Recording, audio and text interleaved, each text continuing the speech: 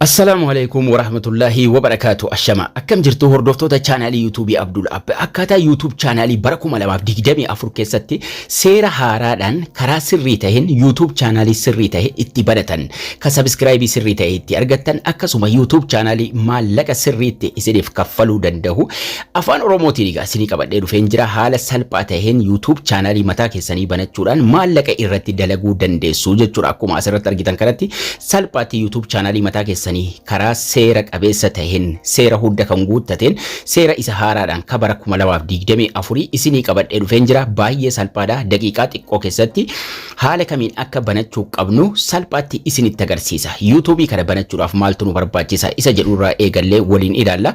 Obboleeyyan egaan chaanaalii YouTube kanaaf haaraa taatan viidiyoo kana daawwata. Subscribe kun gurraachoftee jirti taanan subscribe ka jettu kana tuquun, mallattoo beelii achitti isiniif baatu kanarra tuquun, ol ka jedhurra kaa'uun barnoonni hundi akka isin dhaqqabuuf. Sanaan booda immoo laayikii sakandii xiqqoo qofa isinitti fudhata. Laayikii gochuudhaan yaada keessanis koomentii irra naakaa barnoota garii argachuuf immoo maquma kiyya kanarra tuquun gara fuula duraa yoo deemtan gara chaanaalii kiyya isin seensisa mata duree viidiyoo jedhu jala seenuudhaan salphaatti barnoota kanaan dura dabarsine argachuu dandeessu isiniin jechaa eegan haala kamii YouTube bananna isa jedhutti dabarfannaa jechuudha.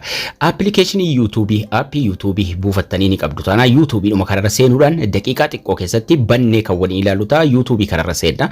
Aappii YouTube irra erga seennee booda eegan YouTube maallaqa kaffalu sirriitti banachuudhaaf erga aappii YouTube kanarra seennee booda gara gajjallaa kana profaayilii keessa yookiin immoo qubee iimeeliin keessan ittiin jalqabu ni argattu. Qubee maqaa keessanii jalqabu moggaa irratti harka mirgaa jalatti argattu. Sanarra yeroo tokko tuqanna. Yeroo tuqannu haala kanaan nu baasa. Yoo YouTube warri banattan haala kanaan baasa. Warri hin bananne immoo maqaadhuma keessanii fi iimeelii asitti argitu jechuudha. Kireet akkaawuntii waan jedhu jala isaatti argitu. Garuu iimeelii duraanii dhiifne iimeelii haaraa wajjiniin waliin bananna. Ka paaswordii isaa beeynu, ka iimeelii isaa beeynu, maqaa sirrii taheen YouTube waliin bannee ilaallaa jechuudha. Kun ka duraan banamee jira. Duraan banattanii dhiiftanii sun rakkinaa miti. Garuu jala isaa switch akkaawuntii waan jedhu argannaa jechuudha. Jala maqaa keessanii gara gajjallaatti jalqaba irratti switch akkaawuntii jedhee nuuf jira. Switch akkaawuntii kanarra tuqannee haaraa bannaa jechuudha. Iimeelii haaraa fireeshii kan tahe ka paaswordii isaa beeynu, ka iimeelii isaa beeynu. Maaliif erga subscribing guddifattanii booda isin jala baduun mala waan ta'eef waan beektanuu banuu qabdu. Kanaafuu switch akkaawuntii ka jedhu kanarra tuqannaa jechuudha. Switch akkaawuntii kanarra yeroo tuqxan iimeelii qabdan wantoota adda addaa isiniif fida, isiniif tarreessa. Sana dhiifne ida'uu gubbaa jiru tuqanna nuti. Ida'uu gubbaa jiru kanarra yeroo tokko tuqachuun gara fuula duraa adeemna. Ida'uu kana tuqxanii yeroo gara fuula duraa adeemtan yoo bilbilli keessan ashaaraa yookaan paaswordii piinii faa qabaate san isin gaafata.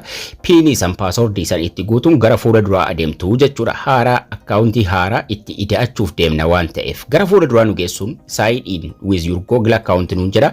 Nuti garuu haaraa barbaanne waan ta'eef create account ka jedhu kanarra yeroo tokkicha tuqanna. Gmail account, email account haaraa wajjin banuu barbaanna waan ta'eef create kana yeroo tuqne haala kanaan nu baasa. For my personal use, mataa kiyyaaf fayyadamuu barbaada ka jedhu ka jalqabaa kanarra tuqannaa jechuudha. Ka jalqabaa irra tuqannee yeroo gara fuula duraa deemnu create a Google account, enter your name nuun jedha. Maqaa keessan fi maqaa abbaa itti katabattu. Feetan maqaa YouTube ittiin banachuu deemaa jirtanis galchuu dandeessu. Maqaa YouTube yeroo fayyadamtan waan namni fayyadame hin fayyadamina. Fakkeenyaaf maqaa kiyya Adil jedhee gubbaatti galchee username waan barbaanne galchinaa jechuudha. Surname keenya optionaliidha. Waan feene galchina. Adil tutorial waan fedhe jedhee barreessuu ni danda'a jechuudha. Adil app whatever waan barbaanne finne achitti katabnaa jechuudha. Maaliifuu Adil Abdul haa jedhu maqaa kiyya fi maqaa abbaa gubbaatti galchine next tuqanna. Maqaa keenyaaf maqaa abbaa gara gajjallaatti bakka lamatti katabannaa next tuqannaa jechuudha. Next tuqannee yeroo gara fuula duraa adeemnu namoonni baay'een dogoggora dalayduu bakka kanarratti waa afurtu guutama. Guyyaa dhaloota, ji'a keessa dhalanne, bara dhalootaatu guutama. Guyyaa dhaloota, ji'a akkasuma baraa fi saala waa afur guunnaa jechuudha fuula kanarratti. Sanaan ala gara fuula duraan nu dabarsu. Umurii keessa waggaa 18 ol gochuudhaan qabdu bara irratti.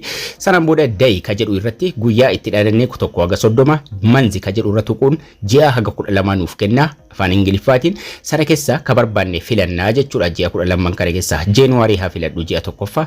Sanaan booda bara irratti bara 1990 meeqatti akka dhalattan, bara 2000tti akka dhalattan, bara itti dhalattan sana itti guutu. 1995, 96, 97, 98 jettanii osoo guuttanii bareeda. Kanaafuu bara 2000 bara 990 wayii keessa osoo guuttanii bareedaadha. 99 jedheen bara 1999 jendarii irra tuqidha. Jendarii irra tuquudhaan female dhala male dhiira tokkotti filattu jechuudha kan taatan. Erga haala kanaan guunnee kaane guyyaa dhalootaa itti guunne ji'a keessa dhalanne itti guunne bara dhalootaa guunne saala keenya filanne sanaan booda neekstii tuqnaa jechuudha. Neekstii tuqnee fuula itti aanutti dabarfanna. Fuula kana irratti yeroo baay'ee iimeelii lama keessaa isin filachiisa. Yoo isin filachiise tokko itti guuttuu jechuudha. Tokkuma filattanii dabarfattu. Yoo isin filachiisuu dhiise garuu maqaa keessa walitti aansitanii osoo walirraa hin siqsin maqaa keessaniif maqaa abbaa itti barreessitu neekstii gootu. Yeroo neekstii gootan yoo isinitti bobeesse namni biraa fayyadameera jechuudha. Lakkoobsa faa itti dabaltu neekstii tuqxanii ilaaltu. Neekstii tuqeen ilaala itti fayyadameera namni biraa naan jedha. Filannoo faa isinii kenna lakkoobsa itti dabaltu jechuudha. Lakkoobsa itti dabaluun neekstii tuqnaa ammallee lakkoobsa hin daganne wayii itti daballa. Walitti aanee walirraa siquun qabu walitti aanee katabamuu qaba. Jala sanatti filannoo naa kenne filannoo sanii seemee lakkoobsa biraa itti ida'u ammallee yoo natti diimesse filannoo naa kenne keessaan tokko fayyadama. Kanaafuu san keessaa tokko fayyadameen neekstii godhaa jechuudha. Walitti aansitanii lakkoobsaan maktanii erga fixxanii neekstii tuqxanii booda create password isiniin jedha. Passwordin keessan qubee fayyadamuu qabdu, lakkoobsa fayyadamuu qabdu isiniin jedha. Mallattoolees wal makaa isiniin jedha. Dheerinni isaa 8 ol osoo ta'e bareeda. Erga haala kanaan guunnee passwordii keenya neekstii tuqannaa jechuudha. Passwordicha dagachuu hin qabnu, iimeelii dagachuu hin qabnu. Iimeelii keenyaaf maqaa keenya irra deebi'ee nu yaadachiisa. San ilaallanne neekstii tuqannaa jechuudha. Kanaafuu fuula kanarratti neekstii tuqnee irra dabarfanna iimeelii keessaniif maqaa review isinii godha waan ta'eef. Lakkoobsa bilbilaa yoo isin gaafate lakkoobsa bilbilaa itti guuttanii koodii isinii dhufaa irra dabarfattu. Yoo isin hin gaafadhes rakkina hin qabu gara privacy and terms waan jedhu isin geessa.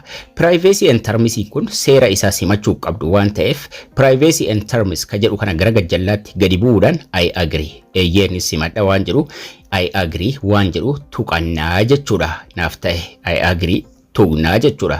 Privacy and terms seera jaraatii seera jaratu watanii lafa kaawwatan. Kanaafuu I agree ka jedhu tuqannee gara fuula dura haga inni nu geessutti ni eeyna haga inni gara YouTube'itti nu deebisutti xumurree jirra amma. Maqaa YouTube'itiif waan addaatu nu hafa sana waliin guunnaa jechuudha amma. Iimeelii fireeshii godhanne waa hunda xumuranne haga inni xumuree waa hunda gara YouTube'itti nu deebisee iimeelii keenya haaraatti nu jijjiirutti ni eegna. YouTube'iin amma seera haaraa baasee home page'iin duwwaa tahaa jechuudha. Kana jechuun viidiyoo haga nuti sarchii goonee daawwachuu eegallutti wanni takka dhufee hin bahu. Sanas waliin ilaalla. Duwwaadha jechuudha aappii YouTube'ii kun yeroo irra seennu amma. Maaliif iimeelii haaraa ittiin daawwatamee hin beekne fidanne waan ta'eef. Sanaan booda jalqaba YouTube'ii kireet haa godhannu. Jala sana maqaa jalqaba qubee maqaa keenyaatiin profaayilii nuuf kaa'a. Kanaafuu jalqaba qubee keenyaa sanarra you ka jettu kanarra tuqanna yeroo tokko jechuudha. Yeroo irra tuqne your channel silaa ka jedhu kireet channel nuun jedha jala maqaa keenyaatti. Kireet channelii sanarra tuqannaa jechuudha.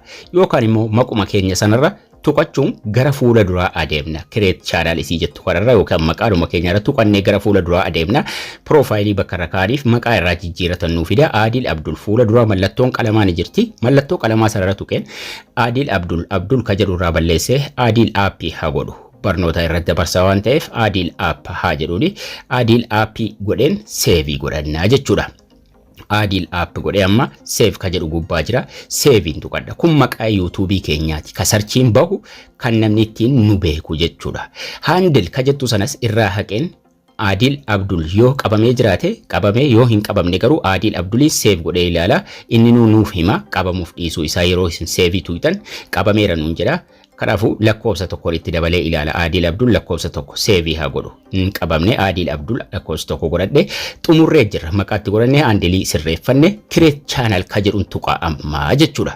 Create channel yeroo tuyne kallattiidhumaan creating channelin keenya nuuf banamee jira amma. Channelii haaraa bananne for you kanarra tuqanna. Create channelii ka ture amma your channel tahee jira. Gara channelii keenya maquma keenyarra tuquun gara fuula duraa deemna. Video create ka jedhu tuquun video maxxansina. Garuu videoon kun hoomii irra dhufuuf waan adda addaa irraa daawwachuuf maal gochuu qabdu dirqama. bakka sarchi YouTube jedhu kanarratti tuquudhaan namoota adda addaa namoota maqaa YouTube jira beektan sarchi gochuudhaan yookaan immoo waan daawwachuu barbaadan yeroo isin sarchi gootanii daawwachuu eegaltan namoota tokko lama daawwachuu eegaltan sanaan booda viidiyoon hoomii irratti wanni isin barbaadan sun dhufee bahu eegalaa jechuudha. Amma yoo gara YouTube aappii keessaa baanee deebinee nu baasuu eegalaa jechuudha. Hoomiin kun duwwaatti nafu haala kanaan nu baasuu eegalaa jechuudha. Kanaafuu already bannee xumurree jirra. Viidiyoon isa akka nu dhufu sarchi gootanii waan adda addaa yeroo isin daawwattan hoomii dhufa profaayilii keenya irratti tuqna maal tafe loogoo baanarii waan adda addaa hafa. Kanaafuu profaayilii keenya irratti tuqnee maqaa keenya irratti tuquun gara fuula duraa deemnee mallattoo qalamaa as jiru kana irratti tuquu yeroo tokkicha maaltu nu hafa profaayilii irra kaa'uun nu hafa baanarii irra kaa'uu tafa akkasuma descriptionii waa'ee YouTube keenya maal akka ta'e irratti barreessuus ni dandeenya dhiisuus ni dandeenya. Sanaan booda create channel ka jiru tuquun viidiyoo maxxansuu eegallaa jechuudha. Viidiyoo akkaataatti maxxansan channelii kiyya jala yoo seentan kan hin dhiyeenya ka bara 2024 maxxanfame akkaataa viidiyoo YouTube maxxansan ka jedhu kun ka bara 2024 kan hin baatii tokkoon dura maxxansanii jira. San daawwattanii sirreeffachuu dandeessuun isin jira. Baay'ee salphaadha. Haala kanaan banadhaa itti fayyadama. Barnoonni keenyas kana fakkaata. Laayikii sheerii gochuu hin dagatinaa. Haga barnoota kutaa itti aanu walitti deebinutti turtii gaarii nagayaan tura.